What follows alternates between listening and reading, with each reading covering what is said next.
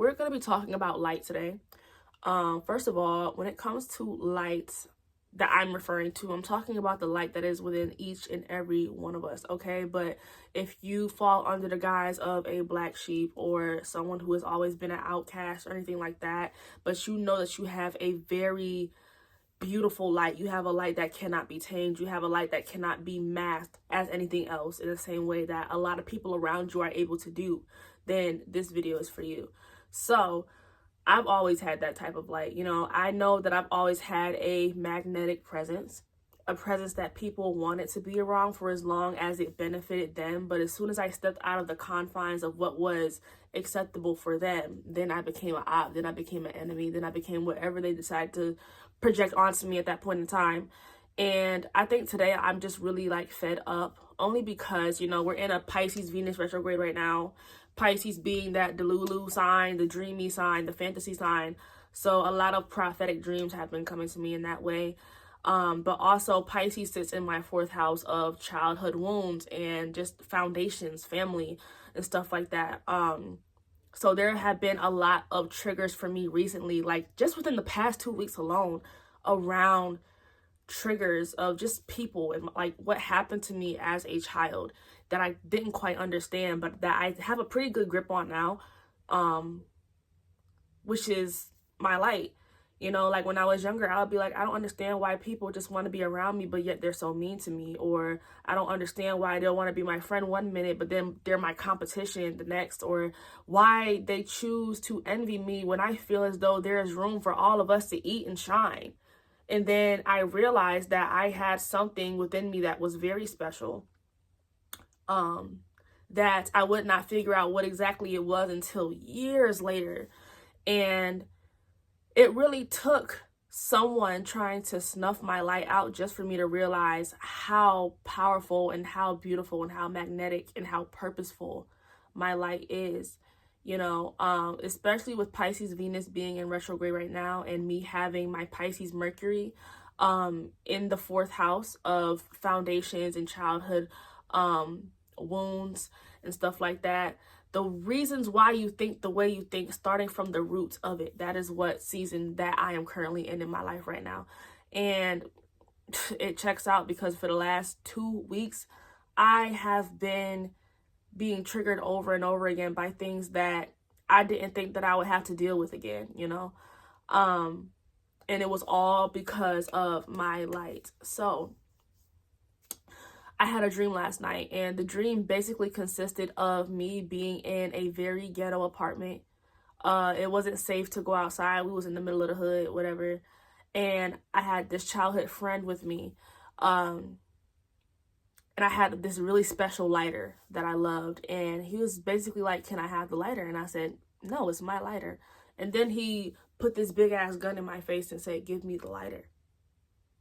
And I'm like, you know what? It's just a lighter. It's not worth losing my life over here. Just take it. And I could tell I was very young. We were about the same age as when we met in real life, which was around 12, 13, around there. But he basically used the lighter to his capacity for whatever he wanted it for. And then at the end of it, he was about to leave the apartment. And I was like, hey, can I have my lighter back? And he was like, man, forget that lighter. And he threw it on the floor like it was nothing. But he wanted it so bad that he was willing to pew me for it, apparently. And the way that I interpreted that dream, because Pisces season is definitely the season where you get a lot of dreams. Like I said, fantasies, delusions, dreams, all of that stuff happens in Pisces season really heavy. And what I got from that dream was how so many people wanted my light for themselves. However, they used it until it could no longer benefit them, and then they treated it as if it was no longer the light that it is. There have been so many people who have came and gone in my life who loved who I am, who embraced my light, who understood how special I was in the way that I move, my aura, all of that stuff. They understood that. They understood it for as long as they could benefit off of it, for as long as they could be attached to it in some way, shape, or form, as long as they could benefit, whatever. But when I chose to set boundaries, when I chose to protect my light, when I chose to protect my peace, that's when I became an op. that's when people try to downplay my light. That's when people try to downplay my authenticity and my impact and the way that I show up in this world.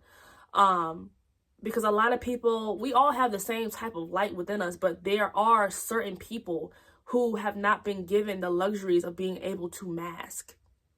Meaning from beginning to end, we cannot conform with the rest of society. We are black sheeps in the way that we think, in the ways that we show up, in the ways that we decide to be. But whole time we're just being who we have always been meant to be. And there are a lot of people, even in old age, who do not know what it means to be their authentic selves. And as children, some of us are blessed to be able to know who we are as children and know who we are at our core and to be able to keep that throughout our lives. But I will say it has not been easy.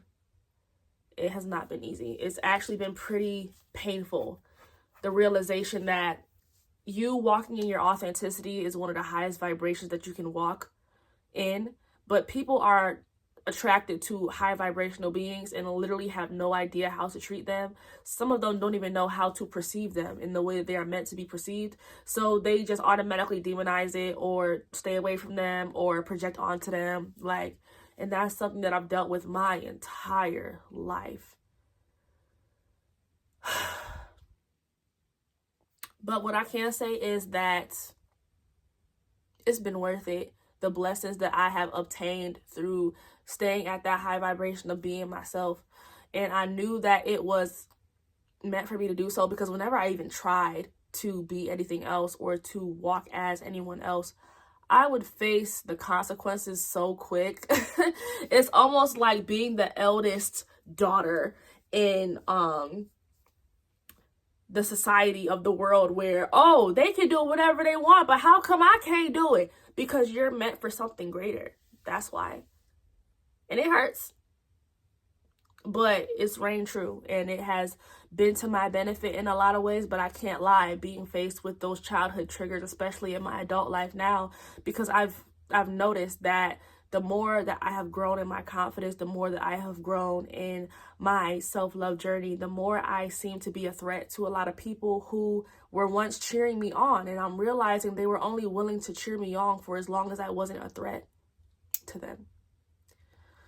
Because I will say, when I was a child, I had a certain type of light, and I had to fight to get that light back because it was so dim. I had been around, not even been around, I dated a person who envied me, who did not truly like me, but noticed the qualities that I had that he could never obtain and wanted it for himself. And since he could not have it, he tried to take me out instead, mentally, emotionally, which caused a lot of stress, which aided into the physical aspects of taking me out. I got sick, got better when I wasn't supposed to get better. And as I got healthier, I established community with a lot of people who I'm very grateful for. And they helped me to find my confidence again. Yes, it was all me, but they aided in that. And now I'm in a space where the same people who helped me find my confidence again after me feeling so low about myself are now some of the same people who are like, okay, now you're shining a little bit too bright and it's starting to irritate my demons. You think you're all that now. You think, you're way up here and we're down here. Mind you, I don't treat people like that. I've never treated anyone like that. You don't get nowhere with that type of mentality. But it's the same type of thing of that what I dealt with as a child, as far as me presenting myself one way, me walking one way, me being brave enough to be my authentic self. Because we have this little saying that talks about just having the courage to be unapologetically you. And I don't think people understand there are people in this world who will want you to apologize for simply being you, because you being you and them being taught to be a different way other than themselves, it makes them feel inadequate, because how do they get to go around being their authentic selves? But I was taught that I had to be a certain way just to survive. That's a threat to people. And people will want you, even though they won't say it, they'll want you to apologize for that. They'll want you to feel bad for doing so. And I have just always been unwilling to do that shit. I'm not willing to be unhappy within myself because you're unhappy, because you choose to be a certain way. Like, I remember this guy that I was saying I was dating, and he basically was like, you know, I always admire like how you just don't care what anyone else thinks. And honestly, that couldn't be far from the truth. I just don't let what people think about me dictate what the fuck I do. It doesn't mean it doesn't hurt. Like, we all crave community. We all don't want to be alone. We all want to have people who understand us and see us and value us. But I'm not willing to let those needs come at the price of who I am, how I show up in this world, what I choose to do with my life. I put out my first song, Envy. To put out that first song, I had to rehabilitate my own voice because I could not afford constant ENT visits. And I wasn't even supposed to get better in the first place because I had permanent vocal cord paralysis. But yet you see that little square of me putting out a song and me thinking that I'm just some sort of celebrity in my head and da da da. And it's like, even if I did, like, how does that affect you? How does that affect you? And it was the same people who loved my light for as long as I did not outshine them, for as long as my light wasn't bright enough to shine a light on their demons in the ways they need to heal, you know? And honestly, this kind of turned into a rant, but I feel like it might be someone out there who needs to hear this one way or another one day.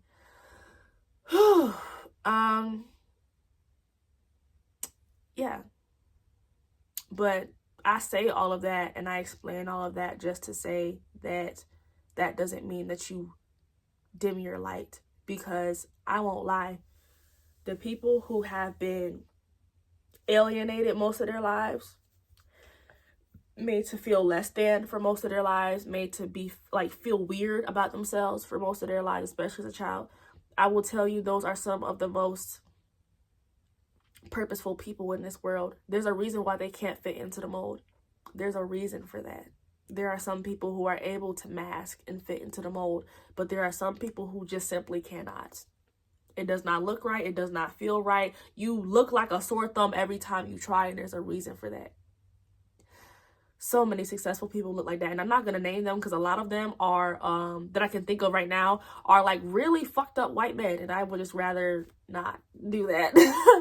But, yeah, keep shining your light. If you resonate with this video, keep shining your light, because the world needs it. And you never know how, by putting yourself out there, who you can affect. So, yeah, thanks for listening.